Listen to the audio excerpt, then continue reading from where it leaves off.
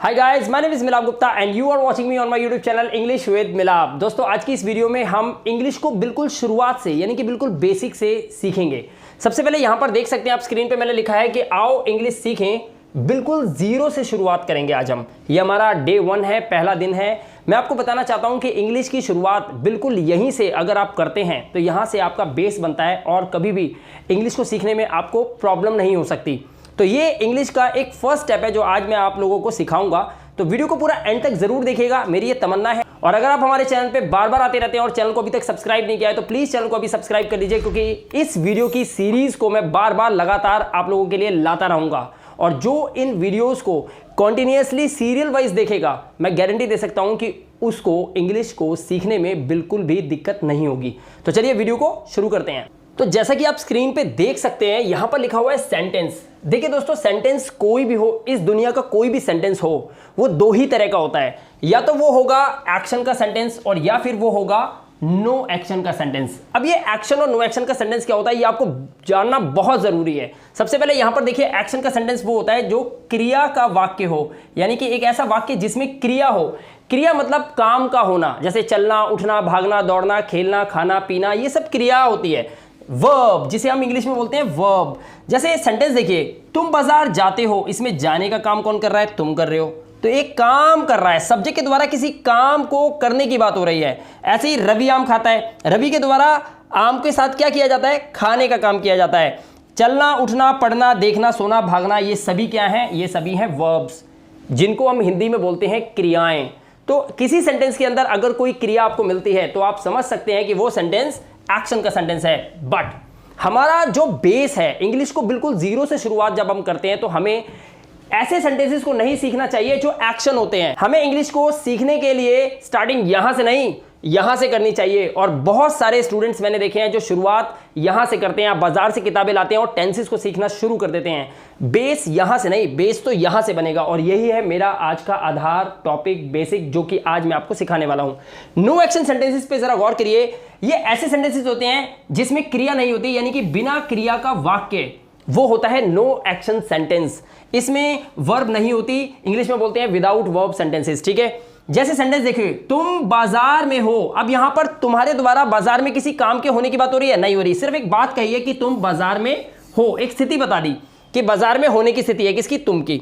रवि मेरा दोस्त है, एक स्टेटमेंट है कि रवि कौन है? मेरा दोस्त है। लेकिन रवि के द्वारा किसी काम के होने की बात तो नहीं हो रही ना। लेकिन यहां पर तुम के द्वारा बाजार जाने की बात हो रही है, रवि के द्वारा आम खाने की बात हो रही है। इसीलिए ये होते हैं एक्शन सेंटेंसेस और ये होते हैं नो एक्शन सेंटेंसेस। अब आपको पता चला, इस दुनिया का कोई भी सेंटेंस हो, वो या तो एक्शन होगा और या वो नो एक्शन होगा। यहां तक पहुंच गए। चलिए अब आगे चलते हैं। जैसा कि अभी मैंने बताया था आपको कि मोस्टली पीपल क्या करते हैं, वो एक्शन सेंटेंसेस से इंग्लिश को बोलने की या सीखने की शुरुआत करते हैं और फेल हो जाते हैं। और दुनिया में आज तक लोग यही वीडियो बना रहे हैं, लोगों को बता रहे हैं, बच्चों को बता रहे हैं कि इंग्लिश को कैसे सीखा जाए, कैसे सीखा जाए। आप इस वीडियो को बड़े ध्यान से देखेंगे ना, तो इसका आंसर आप वीडियो के एंड में खुद कॉमेंट करके मुझे बताएंगे कि सीखने का तरीका ऐसा कैसे सही है। ठीक है, एक्शन देखिए, क्रिया का वाक्य ऐसा होता है। इस पूरे इंडिया में, पूरे वर्ल्ड में, जब भी आप किसी भाषा को, किसी लैंग्वेज को सीखते हो, ये जो वर्ल्ड है आप देख रहे हो ना, ये मैंने गोला बनाया है, ये एक वर्ल्ड है। ठीक है, इसमें जितने भी लोग इस वक्त इंग्लिश में बात कर रहे हैं, किसी भी भाषा में बात कर रहे हैं, तो वो 97% लोग हैं जो कि क्रिया के वाक्य को बोलते हैं। तू कहां जा रहा है? आप क्या कर रहे हो? तुम कहां सो रही हो? तुमने खाना खाया? उसने मुझे पढ़ाया?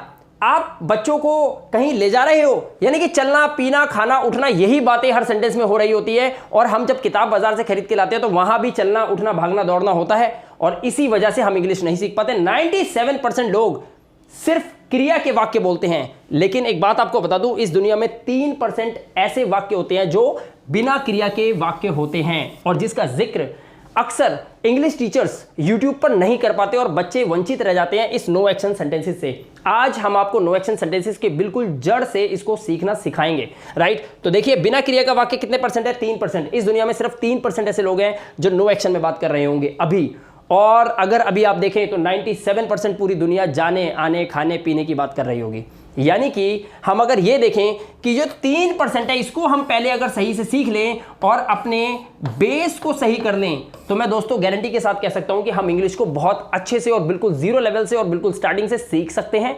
और हमारा बेस इतना मजबूत होगा कि आने वाले जितने भी टॉपिक्स होते हैं इंग्लिश के वो हमें बिल्कुल टिप टॉप समझ में आने लग जाएंगे। चलिए अब हम थोड़ा सा और आगे बढ़ते हैं। अब यहां पर मैं आपको एक और बात बताना चाहूंगा कि सेंटेंस चाहे वो एक्शन का हो और चाहे वो नो एक्शन का सेंटेंस हो, सिर्फ 6 ही तरीके से बोला सुना समझा जा सकता है। आप यहां पे देख सकते हैं सेंटेंस कोई भी हो, सिर्फ 6 ही तरीके से लिखा, बोला और सुना जा सकता है, चाहे वो नो एक्शन सेंटेंस हो चाहे वो एक्शन सेंटेंस हो। देखते हैं कैसे। सबसे पहले यहां पर एक्शन सेंटेंस को देखते हैं। मान लीजिए मैंने एक सेंटेंस लिया, मीना खेलती है। अब इसका सेकंड सेंटेंस जब हम बनाएंगे, चाहे इंग्लिश हो चाहे हिंदी हो चाहे पंजाबी हो चाहे उर्दू हो मराठी हो, कोई भी भाषा आप सीख रहे हो, जब आप इस वाक्य को बोलेंगे तो इसको सिर्फ 6 ही तरीके से बोल पाएंगे, सुन पाएंगे और समझ पाएंगे। मीना नहीं खेलती है, ये इसे बोलते हैं हम नेगेटिव सेंटेंस। क्या मीना खेलती है, ये होता है इंटरोगेटिव। क्या मीना नहीं खेलती है, ये होता है इंटरोगेटिव नेगेटिव। और मीना क्यों खेलती है, ये होती है WH फैमिली का सेंटेंस। मीना क्यों नहीं खेलती है, ये होता है WH फैमिली नेगेटिव का सेंटेंस। तो यहां पर सेंटेंस देखा मैंने 6 तरह से आपको बताया, इसके अलावा इसको आप 7वें तरीके से बना ही नहीं सकते। अगर आप ये कहते हैं कि मीना कैसे खेलती है, तो कैसे भी तो WH फैमिली का ही वर्ड है जिसे हम हाउ बोलते हैं, वैसे ही इस क्यों को हम बोलते हैं व्हाई। तो ग्रामर में छोटे मोटे चेंज होते रहते हैं, वर्ड्स के चेंज हो सकते हैं, लेकिन इस सेंटेंस के सिर्फ यही 6 टाइप बनेंगे। 7वां टाइप इस दुनिया में ना तो है ना आप ढूंढ पाओगे। सेम उसी तरह से यहां पर देखें, सेंटेंस है आप घर पर हो। सेकंड सेंटेंस बनाएंगे, इसमें नहीं लगाएंगे। थर्ड जब बनाएंगे तो आप इसमें क्या लगाओ। जब आप फोर्थ बनाओगे तो क्या लगाकर यहां पर नहीं लगाएंगे, तो बनेगा क्या आप घर पर नहीं हो। आप घर पर और हमने यहां लगाया क्यों, आप घर पर क्यों हो और आप घर पर क्यों नहीं हो। कहने का मतलब है अगर आप इस ढांचे को किसी भी सेंटेंस में लगा दोगे, वो सेंटेंस ऑटोमेटिकली 6 टाइप का बन जाएगा। फॉर एग्जाम्पल मैं बोलूं कि आप मेरे दोस्त हो। अब इस सेंटेंस को देखो, आप मेरे दोस्त हो, आप मेरे दोस्त नहीं हो। क्या आप मेरे दोस्त हो, क्या आप मेरे दोस्त नहीं हो। आप मेरे दोस्त क्यों हो, आप मेरे दोस्त क्यों नहीं हो। तो ये जो मैंने गोले बनाए हैं ना, इसको आप किसी भी सेंटेंस में लगा दो, वो सेंटेंस ऑटोमेटिकली 6 टाइप में कन्वर्ट हो जाएगा। तो बहुत ईजी था, समझ में आया। सेंटेंस कोई भी हो 6 तरह का होगा, ये पता चल गया। कोई भी सेंटेंस हो वो 2 ही तरह का हो सकता है, एक्शन का या नो एक्शन का। यहां तक भी समझ में आया। अब मैं बताता हूं कि सेंटेंस को इंग्लिश में बनाने से पहले, इंग्लिश में कन्वर्ट करने के लिए, या फिर किसी हिंदी के वाक्य को इंग्लिश में ट्रांसलेट करने से पहले आपको किन किन बातों का खास ध्यान रखना चाहिए। हालांकि हम एक्शन सेंटेंसेस की वीडियो जरूर बनाएंगे और आपको जरूर सिखाएंगे, लेकिन सबसे पहले हम नो एक्शन सेंटेंसेस को पूरा करेंगे, जिसे बोलते हैं बिना क्रिया के वाक्य को। लेकिन सेंटेंस को इंग्लिश में कन्वर्ट करने से पहले इस बेस को आप समझ गए ना, तो समझ लीजिए आज आपके ये जो मिनट आपने मेरी वीडियो को देखने में लगाया ना, समझ लो आपके ये वसूल हो गए। क्या सीखना है आपको, ध्यान से देखिए। नो एक्शन के अंदर आपको यह समझना चाहिए कि एक वाक्य में क्या क्या होता है। मम्मी चाय बनाती है ना, कभी चावल बनाती है ना, तो क्या बोलते हैं, आज क्या बनाए, आज बनी है घिया, या आज बनी है लौकी, या आज बने कद्दू। लेकिन सच बताऊं, घिया या लौकी या कद्दू नहीं बनता, साथ में मसाले भी बनते हैं और साथ में नमक भी पड़ता है। ऐसे ही चाय बनती है तो खाली चाय नहीं बनती, चाय का समावेश होता है पूरा, उसमें चीनी, चाय की पत्ती, अदरक सब कुछ मिलाकर फिर एक चाय बनती है। इसी तरह से कोई भी सेंटेंस होता है ना, वो अकेला 1-2 शब्द का नहीं होता, इसीलिए ग्रामर को सीखना पड़ता है क्योंकि वो वास्ट होती है। और ऐसे ही यहाँ पर नो एक्शन सेंटेंसेज में आपको 4 बातों का ध्यान रखना है, जो आज मैं इस वीडियो में आपको बताने वाला हूँ। कोई भी सेंटेंस हो उसमें एक सब्जेक्ट जरूर होगा, लेकिन आप कैसे पहचानोगे। देखिए, अगर आप बिल्कुल शुरुआत से इंग्लिश को सीख रहे हैं तो आप इसको वीडियो को बहुत ध्यान से आपको देखना चाहिए। सब्जेक्ट की पहचान क्या होती है, किसी नाम यानी कि किसी का नाम होगा या जिसके बारे में बात हो उसे हम बोलते हैं सब्जेक्ट, वो वाक्य का सब्जेक्ट होता है। दूसरा होता है टाइम ऑफ वर्ड्स, जैसे है, हूं, हो, था, थे, थी, होगा, होगी, होंगे। अगर किसी सेंटेंस के लास्ट में हो तो आप उससे पता लगा लेते हो कि सेंटेंस प्रेजेंट का है, पास्ट का है या फ्यूचर का है। एग्जांपल मैं अभी आपको सब दूंगा, बिल्कुल ध्यान से वीडियो को देखिए। उसके बाद ऑब्जेक्ट। अब ऑब्जेक्ट क्या होता है, सब्जेक्ट जब कोई क्रिया करता है तो क्रिया किस पर कर रहा है वो ऑब्जेक्ट होता है। लेकिन यहां हम बात कर रहे हैं नो एक्शन की, लेकिन नो एक्शन में भी ऑब्जेक्ट होता है और उसको पहचानने का तरीका क्या होता है वो सुनिए।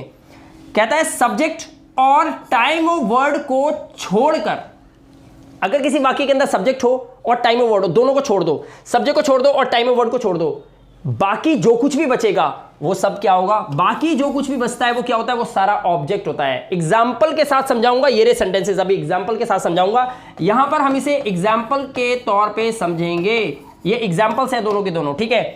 अब लास्ट में सेंटेंस के क्या होता है, ये जो पूर्ण विराम है ना, यही होता है इंग्लिश के अंदर फुल स्टॉप जिसे बोलते हैं। ये वाक्य के अंत की निशानी होती है। किसी भी वाक्य के अंत में फुल स्टॉप लग जाता है, समझ लीजिए सेंटेंस एंड हो गया है। लेकिन जब कॉमा लगा होता है तो एंड नहीं होता, सेंटेंस आगे भी होता है। पता है ना आपको। चलिए अब देखिए सेंटेंस है दो ये हमारे सामने। अब इन सेंटेंसेस में से हम सब्जेक्ट को, टाइम ऑफ वर्ड को, ऑब्जेक्ट को और फुल स्टॉप को, चारों को छांट के दिखाएंगे। बड़े ध्यान से देखना, बेस यहीं से शुरू होता है। सबसे पहला सेंटेंस क्या है, रोहन मेरा भाई है, ये सेंटेंस लिखा है। अब देखिए समझने की बात क्या है, किसके बारे में बात हो रही है, बताया जा रहा है मेरा भाई है, लेकिन कौन, मेरा भाई कौन है, बात किसकी हो रही है, बात हो रही है इस रोहन की, रोहन के बारे में बात हो रही है। और फिर नाम भी है, किसी का नाम या जिसके बारे में बात हो। तो रोहन क्या है, रोहन हमारे वाक्य का सब्जेक्ट है, रोहन क्या हो गया, हमारा सब्जेक्ट हो गया, ठीक है। अच्छा टाइम ऑफ वर्ड क्या है इसमें लगा हुआ है मतलब प्रेजेंट टेंस है, प्रेजेंट इज एम आर का यूज होगा। तो हम है हूं से आइडिया लगा लेते हैं कि सेंटेंस कौन सा है, सेंटेंस है प्रेजेंट, यानी कि वर्तमान सेंटेंस है। यहां तक समझ में आ गया। ओके आगे देखते हैं। ऑब्जेक्ट कहता है सब्जेक्ट और टाइम ऑफ वर्ड को छोड़कर वाक्य में जो कुछ भी बचता है वो ऑब्जेक्ट होता है, वो मैं होता हूं। अब देखो सब्जेक्ट को छोड़ो, रोहन को, उसके बाद टाइम ऑफ वर्ड को, है को छोड़ दो, बीच में क्या बचा, मेरा भाई, बीच में बचा क्या, मेरा भाई। ये जो बीच में बचा है मेरा भाई, यही तो है ऑब्जेक्ट। ये क्या है, मेरा भाई क्या है, मेरा भाई जो है ये है ऑब्जेक्ट आपका। क्यों, क्योंकि सब्जेक्ट को छोड़ा, रोहन को और है को, इन दोनों को छुपा लो, आपको जो दिखाई देगा वो क्या है, मेरा भाई, यही है ऑब्जेक्ट। ऐसे छांट लिया आपने। और मैं आपको बता दूं ये जो पूर्ण विराम होता है यही होता है फुल स्टॉप, और ये वाक्य के अंत की निशानी होती है। आई होप कि आपको ये चारों बहुत अच्छे से समझ में आ गए होंगे। बहुत सारे सेंटेंसेस आने वाले वीडियोस के अंदर मैं आपको प्रैक्टिस के तौर पे दूंगा, आप उसमें से subject, object, time of word छांटेंगे। और अगर आपको इंग्लिश बिल्कुल भी नहीं आती तो बिल्कुल जीरो से, सुई की नोक से आपको इंग्लिश को सिखाना शुरू करूंगा और तलवार बना दूंगा आपको, जिस पे पड़ी तो वो खल्लास। ठीक है, यहां तक समझ आ गया। चलिए आगे चलते हैं। अब मैं यहां पर एक सेंटेंस का एग्जांपल और दे रहा हूं, बड़े ध्यान से देखिए। सेंटेंस क्या है, देखिए, रोहन की बहन का लड़का चोर है। अब यहां पर मैं आपसे पूछता हूं, मुझे बताइए इस सेंटेंस के अंदर सब्जेक्ट कहां पर है, आप बता सकते हैं? अगर आप बता सकते हैं तो सच में आपको अभी तक की क्लास तो बहुत अच्छे से समझ में आ गई है, लेकिन फिर भी मैं आपको हेल्प करता हूं। रोहन की बहन का लड़का चोर है, इस सेंटेंस में देखा आपने। अब इसमें सबसे पहला काम क्या करना है, आप शुरू से शुरू हो जाते हो। अरे नहीं भाई, शुरू से शुरू मत हो, आप लास्ट से शुरू हो जाओ। सबसे पहले ये क्या है, ये हमारा फुल स्टॉप है, यानी कि जो पूर्ण विराम है ये हमारा फुल स्टॉप है। उसके बाद ये है लगा हुआ है से ये क्या है क्या है हमारा, है टाइम ऑफ वर्ड है। ये क्या है, हमारा टाइम ऑफ वर्ड है। तो हमें पता है यहां पर क्या लग सकता है, इज, एम या आर में से एक चीज तो लगेगी। ओके, हमें छांटना क्या है, सब्जेक्ट। अब मुझे बताओ ऑब्जेक्ट छांट सकते हैं क्या, नहीं। अब हमें सब्जेक्ट का पता करना है। पता कर लो बस, क्या चोर है, बस ये पता कर लो, ये जो चोर है ना ये कौन है। आप जब कौन लगा देते हो ना तो आपका सब्जेक्ट निकल के आ जाता है। कौन लगा दो, सब्जेक्ट निकल के आ जाएगा। चोर कौन है, रोहन। क्या रोहन चोर है, नहीं। क्या रोहन की बहन चोर है, नहीं। क्या रोहन की बहन का लड़का चोर है ना, तो ये जो लड़का है ना ये सब्जेक्ट नहीं है, लड़का चोर है। लड़का किसका है, बहन का लड़का। बहन किसकी है, रोहन की। तो ये पूरा सेंटेंस रोहन से लेकर और लड़का तक, ये पूरा क्या है, ये हमारा सब्जेक्ट है। तो हम यहां पर लिखेंगे रोहन की बहन का लड़का, रोहन की बहन का लड़का, ये पूरा सब्जेक्ट है, ये पूरा सेंटेंस सब्जेक्ट है यहां तक, रोहन से लेकर लड़का तक। ठीक है, अब आप सोचो कि रोहन की बहन के लड़के को मैं छुपा लूं और वहां पर उस है को छुपा दूं। अब बीच में क्या बचा, बीच में आप कहोगे सर बीच में एक ही चीज बची और वो है चोर। और ये जो चोर वर्ड है ना, सिर्फ ये चोर वर्ड ही ऑब्जेक्ट है। यहां तक आपको अगर समझ में आ गया आज की इस वीडियो में, तो आई होप कि आपको ये वीडियो बहुत अच्छी भी लगी होगी और वीडियो समझ भी आ रही होगी। चलिए अब थोड़ा सा और आगे चलते हैं। अब अगर आपने यहां तक वीडियो को समझ लिया है सही से, तो अब क्या है, अब आपको सेंटेंस की ना इंग्लिश बनानी है। लेकिन मैं आपको बता दूं, अगर बिल्कुल बेसिक से आप इंग्लिश सीखना चाहते हैं तो आपको ये टेबल नंबर 1 बहुत जरूरी है। इसके बिना तो आप इंग्लिश बोल ही नहीं सकते। आप ये कतई मत सोचना कि आप इंग्लिश को बोलने लग जाएंगे, बिल्कुल नहीं बोल पाएंगे आप इंग्लिश को। सॉरी, थोड़ी सी यूपी कहूं तो यूपी की थोड़ी भाषा निकल जाती है। ठीक है, यहां पर देखिए टेबल नंबर 1। अब टेबल नंबर 1 को ध्यान से समझिए। आई का मतलब क्या होता है, मैं। माई का मतलब मेरा। मी का मतलब मुझे, पता होना चाहिए आपको। यू का मतलब तुम या आप लगा लो।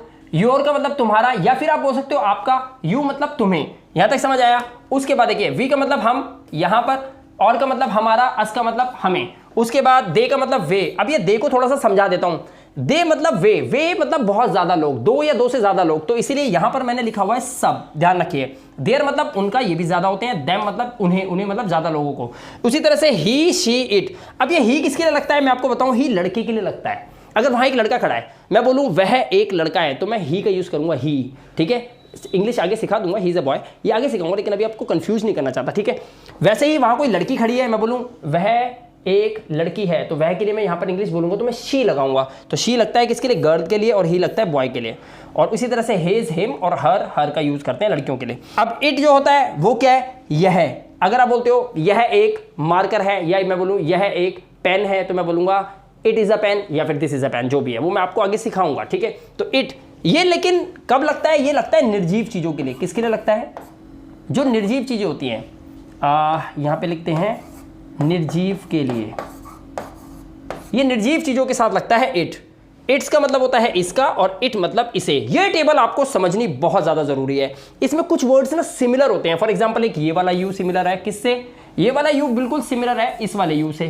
कंफ्यूज नहीं होना है, ये सेंटेंस के शुरू में आता है और वो सेंटेंस के लास्ट में आता है। ये सब ट्रिक्स मैं आपको बाद में बताऊंगा, ठीक है। वैसे ही आप देखो यहाँ पर एक ये हर और ये वाला हर दोनों सेम है, तो आप कहोगे कि सर पता कैसे चलेगा कौन से हर की बात हो रही है। सब कुछ सीखोगे, बस इस क्लास में आ जाओ, मिलाप गुप्ता सर की क्लास में आ जाओ, सब कुछ आप सीख जाओगे, टेंशन मत लो, ठीक है। इसी तरह से एक ये इट और दूसरा इट, ये दोनों इट एक जैसे हैं, तो कैसे पता लगाओगे कौन से इट को लगाएं। ये कंफ्यूजन आपके मन में आ रही होगी इस टेबल को देखने के बाद, लेकिन नहीं, आप सिर्फ टेबल को याद कर लो, जितना बोला उतना कर लो, टेबल को सिर्फ इतना याद कर लो ना, आगे का काम मेरा है ना, मेरे पे भरोसा करते हो तो बस चैनल को सब्सक्राइब करो अभी, और वीडियो को लाइक करो, और बस थाम के बैठ जाओ दिल, क्योंकि आने वाली वीडियोस में आप ये सब सीखने वाले हो, ठीक है। चलिए अब चलते हैं टेबल नंबर 2 की तरफ। तो क्योंकि आपने सब्जेक्ट तो सीख लिया, लेकिन अब आपको एक और चीज सीखनी है, टाइम ऑफ वर्ड को किस तरह से सब्जेक्ट के अकॉर्डिंग लगाया जाता है। ध्यान से देखिए, यहां पर टाइम ऑफ वर्ड्स हैं प्रेजेंट, पास्ट और फ्यूचर के, ये दे रखे हैं।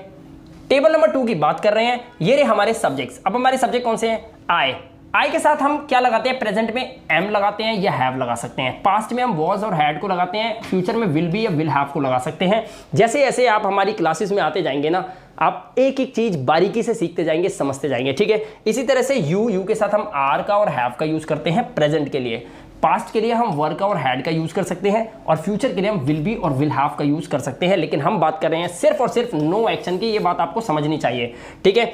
वी के साथ हम आर और हैव। इसी तरह से आप इस टेबल का चाहो तो स्क्रीनशॉट ले लो, मैं हट जाता हूं, और इसका स्क्रीनशॉट लेके से सही से देख लेना, समझ लेना आज इस वीडियो को खत्म होने के बाद, ठीक है। तो इस तरह से हम इस टेबल का यूज करके सीख सकते हैं कि कौन से सब्जेक्ट के साथ किस पोजीशन में प्रेजेंट, पास्ट और फ्यूचर में कौन कौन सी टाइम ऑफ वर्ड्स को लगाया जाता है या फिर हेल्पिंग वर्ब को लगाया जाता है। लोग इसे हेल्पिंग वर्ब भी बोलते हैं, लेकिन इन सेंटेंसेस में, नो एक्शन सेंटेंसेस में जब वर्ब ही नहीं है तो हेल्प किसकी करेंगे, तो इसलिए मैं इन्हें हेल्पिंग वर्ब बोलता ही नहीं हूं, मैं इन्हें बोलता हूं टाइम ऑफ वर्ड्स। ये समय की सूचना देने वाले शब्द होते हैं, ठीक है। यहां तक समझ आया। चलिए अब चलते हैं टेबल नंबर 3 की तरफ। जब आप सेंटेंस को बनाने की कोशिश करोगे तो आप सब्जेक्ट लगाओगे, उसके बाद इज एम आर लगाओगे या वॉज वर लगाओगे, जो भी आपका टेंस होगा उसके अकॉर्डिंग आप टाइम ऑफ वर्ड को लगा दोगे। लेकिन अब टाइम ऑफ वर्ड के बाद कैसे सेंटेंस पूरा होगा उसके बारे में बताता हूं। ये प्रेपोजिशन आप ध्यान से देख लो, ये टेबल नंबर 3 है, बट इसको आपको याद नहीं करना है, सिर्फ समझना है जो मैं समझाने वाला हूं। देखो खास तौर पे जो हमारी आने वाली क्लासेस जो इसको जैसे क्लास नंबर 1 है ये, तो 2, 3, 4, 5 जो क्लासेस चलेंगे, आज डे 1 है, डे 2 की क्लासेस आएंगी, ऐसे 3, 4 चलेगा, 3 महीने तक ये सीरीज चलने वाली है, बिल्कुल जुड़े रहना। यहां पर देखिए ये एट है, ऑन है, विद है, इन है, फॉर है और ऑफ है। बिल्कुल बेसिक से मैं मेरी जो इंस्टीट्यूट है जहां पे बच्चों को फिजिकली पढ़ाता हूं, वहां पे भी मैं इसी तरह से पढ़ाता हूं, और मैं बताता हूं कि पहले इन ना 4-5 जो ये प्रेपोजिशंस है ना, बस इसको याद कर लो, अपॉन, ओवर, अंडर के चक्कर में मत पढ़ो, ठीक है। आप सिर्फ इनको समझ लो। अब देखो यहां पर क्या है, प्रेपोजिशन को मैंने 2 पार्ट में बांटा, यानी कि इस शब्द का मैंने संधि विच्छेद कर दिया, तो मैंने चेंज कर दिया इसको। क्या करा मैंने, प्री को इधर कर दिया और पोजीशन को इधर कर दिया, और करा किस लिए, मेरी खुशी के लिए नहीं, मेरे को लड्डू नहीं खाने, मेरे को कोई खुशी नहीं है, मैं सिर्फ आपको सिखाना चाहता हूं, इसको मैंने पार्ट कर दिया है। अब आप समझना मैंने क्यों करा है। प्री का मतलब होता है क्या पता है, प्री का मतलब होता है पहले, अकॉर्डिंग टू ग्रामर। प्री का मतलब होता है पहले, अकॉर्डिंग टू डिक्शनरी, ठीक है। और पोजीशन का मतलब क्या होता है, पोजीशन का मतलब होता है स्थिति, किसी चीज की स्थिति, राइट। अब स्थिति मतलब क्या, पोजीशन, और पहले प्री। अब करना यह है कि जब हम सेंटेंस को इंग्लिश में ट्रांसलेट करते हैं तो हमारे टुकड़े आते हैं, जैसे घर पर इसकी इंग्लिश बनानी है, कार में इसकी इंग्लिश बनानी है, राम के साथ इसको इंग्लिश में बोलना है। तो यहां पर आपको एक ट्रिक लगानी होती है। क्या लगानी होती है कि प्री को हमेशा पहले रखना है और पोजीशन को बाद में, ठीक है। अब पोजीशन क्या है इसके अंदर, देखो पोजीशन है घर और प्री क्या है हमारा पर। अब आपको क्या करना है, कैंची चलानी है, पर की इंग्लिश इधर चली जाएगी और घर की उधर चली जाएगी। पहले प्री को इधर ले आओ, तो प्री की इंग्लिश क्या हो गई? यही तो प्रेपोजिशन है ना हमारा, प्री तो प्रेपोजिशन है, तो पर की इंग्लिश क्या होती है? एट। तो आप बोलोगे एट, और घर उधर जाके क्या हो जाएगा? पोजीशन में चला जाएगा, तो बोलेंगे होम। इसमें कैंची चलती है, क्या चलती है? कैंची चलनी है, क्रॉस कर देना है इसको। ऐसे ही कार में, तो कार में की इंग्लिश कभी भी आप ऐसे नहीं बनाओगे कार इन, नहीं, ऐसे नहीं बनाओगे। आपको कैसे बनाना है कार में की इंग्लिश? मे को इधर ले जाओ, प्री को, प्री पहले बनाना है, प्रेपोजिशन सीख रहे हो आप तो प्री को पहले लगाओ, यहां पे लगाओगे इन, और इनके बाद क्या लगेगा? बाद में ये कार उधर चली जाएगी, तो इन कार, ये इंग्लिश बनेगी इन कार। इसी तरह से अब देखो, विद का मतलब ना क्या होता है? विद का मतलब ना, विद का एक मतलब होता है साथ, ठीक है, लेकिन विद का एक और मतलब होता है के साथ, ये भी विधि होता है। अब के लिए इंग्लिश मत ढूंढते फिरना, के साथ का मतलब भी विद होता है और साथ का मतलब भी विद होता है। यहां पे लिखा है के साथ, अब ये के साथ जो पूरा है ना, ये पूरा विद है, तो इसको ले आओ यहां पर, ये हो गया विद, और ये राम है, ये यहां चला जाएगा, ये पोजीशन है, तो ये हो गया राम, तो हो गया विद राम। समझ गए? ऐसे ही इन कार और ऐसे ही एट होम। समझ में आया ये प्रेपोजिशन कैसे काम करती है? वैसे चिंता बिल्कुल मत करना, आने वाले टाइम में प्रेपोजिशंस की ऐसी ऐसी वीडियोस में आपको दूंगा कि आप कॉन्फिडेंस से भर जाएंगे। लेकिन फिलहाल अभी यहां पर दबे दबे से इस वीडियो को समझते हैं, ठीक है? तो यहां तक ये समझ में आ गया होगा टॉपिक। चलिए अब चलते हैं थोड़ा और आगे। अब जब यहां तक आपने सीख लिया ना, तो अब आपके दिमाग में लग रहा होगा अब तो मैं सेंटेंस को चुटकियों में बना दूंगा, लेकिन नहीं बाबू, ज्यादा जल्दबाजी मत करो, पहले चीजें को सीखो, जल्दबाजी नहीं करनी है, समझना है। यहां पर देखिए, नो एक्शन ही सीख रहे हैं अभी हम, कोई भी ऐसा सेंटेंस नहीं सीखेंगे हम जिसमें क्रिया आए। चलना, उठना, भागना, दौड़ना आपने देखा किसी भी सेंटेंस में मैंने नहीं लगाया, क्यों? क्योंकि आपको समझाना चाहता हूं बेस क्या है इंग्लिश का, ठीक है? सेंटेंस कैसे बनते हैं, ये एक सवाल है। इस सवाल का जवाब मैं आपको बताना चाहूंगा कि आपको टेबल नंबर 1 को जोड़ना है टेबल नंबर 2 से, और उसको जोड़ना है टेबल नंबर 3 से, आपका सेंटेंस बन जाएगा। अब इस सेंटेंस में देखिए, सेंटेंस में टेबल नंबर 1 भी है, 2 भी और 3 भी है। टेबल नंबर 1 का मतलब क्या है? हमें यहां पर यह देखना है कि इस सेंटेंस के अंदर सब्जेक्ट क्या है। एक चोर हूं, कौन है एक चोर? मैं की बात हो रही है, तो ये हमारा क्या हो गया? ये हमारा सब्जेक्ट हो गया। सब्जेक्ट की इंग्लिश पहले लगाएंगे, हम लगाएंगे आई। अब ये क्या लगा हुआ है? हूं, तो हूं के लिए मैंने आपको अभी बताया था कि प्रेजेंट टेंस के अंदर आई के साथ क्या लगाते हैं हम? Is M R. तो आई के साथ अक्सर हम क्या लगाएंगे? एम, तो हम यहाँ लगाएंगे आई एम। और उसके बाद चोर की इंग्लिश यानी कि ऑब्जेक्ट की इंग्लिश जो लिखनी होती है, तो हम बोलेंगे आई एम अ थीफ, मैं एक चोर हूं, आई एम अ थीफ, और फुल स्टॉप लग जाएगा जो पूर्ण विराम होता है। ये चारों चीजें आपको दिखाई दे सकती है ना। ये एक सब्जेक्ट है, एम क्या है? ये एक टाइम ऑफ वर्ड है, और अ थीफ हमारा एक ऑब्जेक्ट है, और ये हमारा क्या हो गया? ये फुल स्टॉप जो होता है, ये फुल स्टॉप है, ठीक है? ये पूर्ण विराम जो हो जाता है। अब ये यहां तक समझ में आ गया। अब देखिए, उसकी बहन मेरे घर पर है, इसको कैसे बनाएंगे? मेरे घर पर है, मेरे घर पर है, सवाल पूछो, खुद से पूछो कौन है मेरे घर पर, तो बात आएगा उसकी बहन है। उसकी बहन सब्जेक्ट हो गया, उसकी बहन। अब ये उसकी के लिए क्या लगाते हैं हम लगाते हैं हर। अगर लड़की है तो, और लड़का है तो हम लगाएंगे हिज। ये टेबल नंबर 1 में है, आप देखना वीडियो के बाद। हर सिस्टर, उसकी बहन, यहां तक लिख दिया हमने। अब उसकी बहन कितनी है? 10 है। यहां पे क्या ऐसे लगा हुआ है? नहीं है ना, उसकी बहन एक ही तो लिखा हुआ है, उसकी बहन, तो हम क्या लगाएंगे? है लगा हुआ है, तो हम लगाएंगे इज। हर सिस्टर इज, उसकी बहन है, कहां पर? मेरे घर पर। अब यहां पर अभी मैंने आपको प्रेपोजिशन बताई थी, मेरे घर पर, तो पर की इंग्लिश पहले आएगी, ये प्री है, तो हम लगाएंगे एट, और मेरे घर जो कि पोजीशन है, इसको लास्ट में ले जाएंगे, तो हम बोलेंगे at my home. I hope आपको समझ में आ गया होगा। Her sister is at my home. इस तरह से आप इस सेंटेंस को बनाएंगे।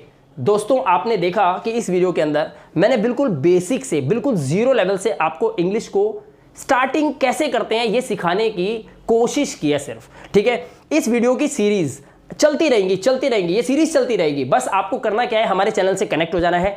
कनेक्ट होने के लिए क्या करना पड़ेगा? नीचे सब्सक्राइब का बटन है, उसे दबा लीजिए। साथ में बेल आइकन का निशान है, उसको भी, घंटी के निशान को भी प्रेस कर लीजिए, ताकि मेरी जो वीडियो कल आएगी, परसों आएगी, हर वीडियो का नोटिफिकेशन आपके मोबाइल फोन पे आपको मिल जाए। आप कोई काम कर रहे हैं, वीडियो नहीं देख पाए तो कोई बात नहीं, रात को देख लेना, नोटिफिकेशन तो पड़ा रहेगा।